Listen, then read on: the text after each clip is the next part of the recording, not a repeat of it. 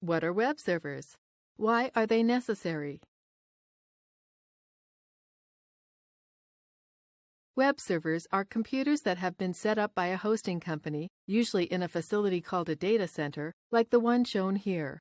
A web server's sole purpose is to store websites until someone wants to visit them, and then to quickly respond to the visitor's browser with the site's contents. A server should be able to respond to at least several dozen requests at a time, if not hundreds. How many websites a server can comfortably host depends on a wide variety of factors, including server hardware and how popular the sites are. Even the most expensive server hardware isn't going to be very useful without the software to actually get things done.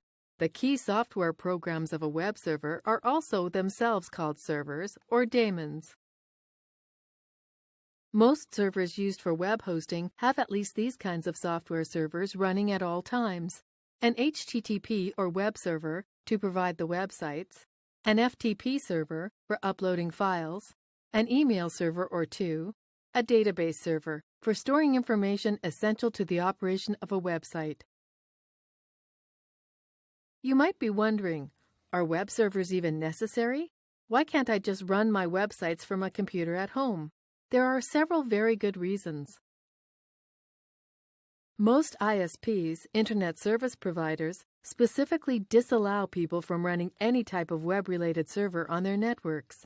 Doing so can potentially get your Internet account suspended or terminated.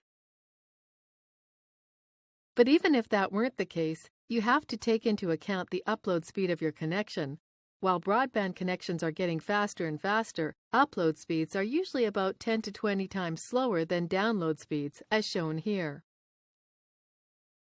When running a server on your computer, your upload speed would directly determine the total download speed shared across everyone accessing your sites. Most likely, you'll only be able to offer up a megabit or two, and even if you're just hosting a website with pictures on it, that will quickly be used up by only a few people. A professional server with a hosting provider, on the other hand, could have a connection as fast as 10,000 megabits. You'd have to pay a fortune to get even a 100 megabit connection to your house, whereas a hosting provider can offer you space on a server with an ultra-high speed connection for a fraction of the cost.